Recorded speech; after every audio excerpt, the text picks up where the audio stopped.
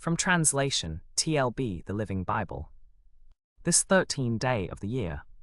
Today we are reading passages Genesis 38 to 40.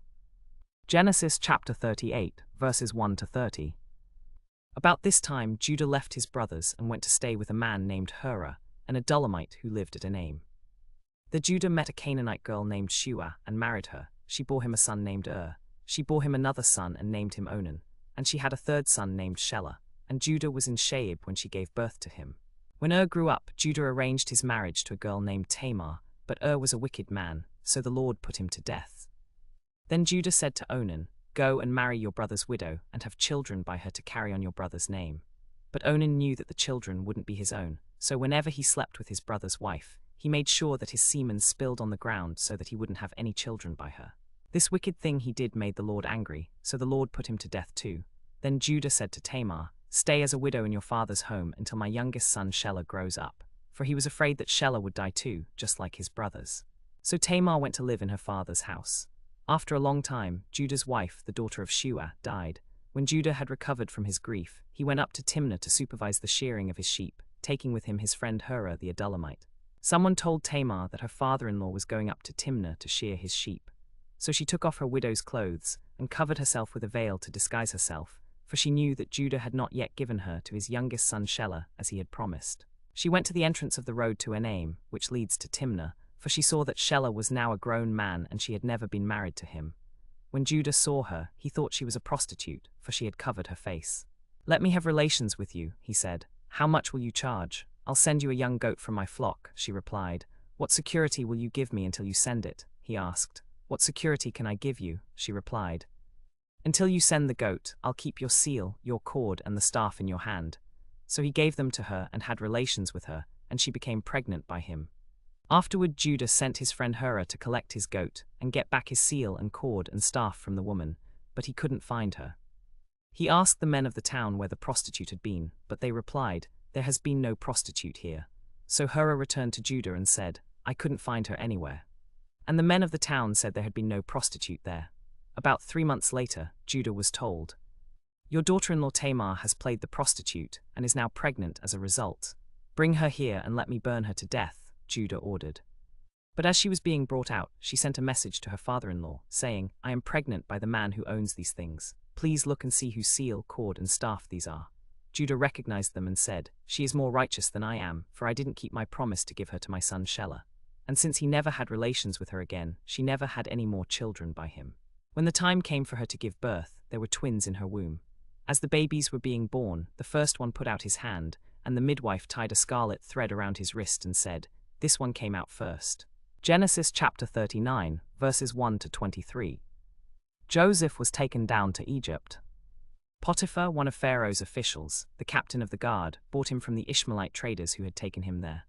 The Lord was with Joseph and blessed him, and Potiphar noticed that the Lord was with him and had made everything he did successful. Potiphar put Joseph in charge of his entire household and everything he owned, and from the day Joseph took charge, the Lord blessed Potiphar's household for his sake. Joseph found favor in Potiphar's eyes and became his attendant. Potiphar put him in charge of his entire household and everything he owned. From the time Joseph was put in charge of his household and property, the Lord blessed Potiphar's household for Joseph's sake. All he owned in the house and in the fields prospered. So Potiphar left everything he had in Joseph's care. With Joseph in charge, he did not concern himself with anything except the food he ate. Now Joseph was handsome in form and appearance, and after a time his master's wife cast her eyes upon Joseph and said, "Come to bed with me." But Joseph refused and said to his master's wife, "Look with me here. My master doesn't concern himself with anything in the house, and everything he owns he has entrusted to my care. No one is greater in this house than I am. My master has withheld nothing from me except you, because you are his wife. How then could I do such a wicked thing and sin against God?" Day after day she spoke to Joseph, but he refused to go to bed with her or even be with her. One day when Joseph went into the house to attend to his duties, none of the household servants was inside. She grabbed him by his cloak and said, "Come to bed with me." But Joseph left his cloak in her hand and ran out of the house.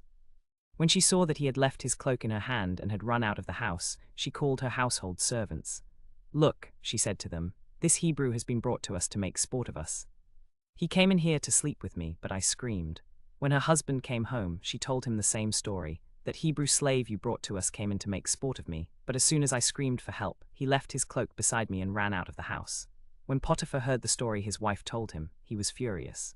So Joseph's master took him and put him in prison, the place where the king's prisoners were confined.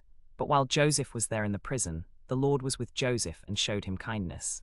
He granted him favor in the eyes of the prison warden. So the warden put Joseph in charge of all those held in the prison, and he was made responsible for all that was done there. The warden paid no attention to anything under Joseph's care, because the Lord was with Joseph and gave him success in whatever he did. Genesis chapter 40, verses 1 to 23. Some time later, the cupbearer and the baker of the king of Egypt offended their lord, the king of Egypt. Pharaoh was angry with his two officials, the chief cupbearer and the chief baker, and put them in custody in the house of the captain of the guard, in the same prison where Joseph was confined. The captain of the guard assigned Joseph to them, and he attended them, and they were in custody for some time. One night each of the two, the cupbearer and the baker of the king of Egypt, who were confined in prison, had a dream, and each dream had a meaning of its own. When Joseph came to them the next morning, he saw that they were dejected. So he asked Pharaoh's officials who were in custody with him in his master's house, "Why do you look so sad today?" "We both had dreams," they answered, "but there is no one to interpret them." Then the chief cupbearer told Joseph his dream.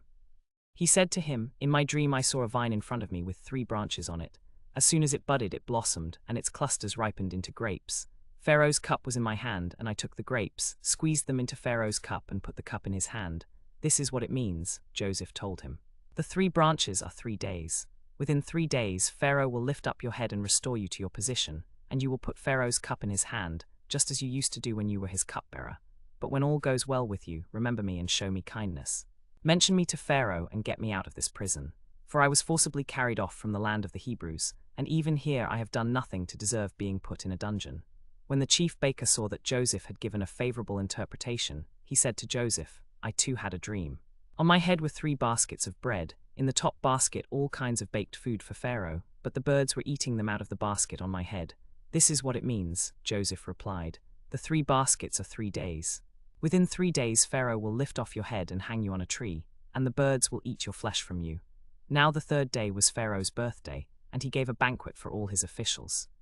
He lifted up the heads of the chief cupbearer and the chief baker in the presence of his officials.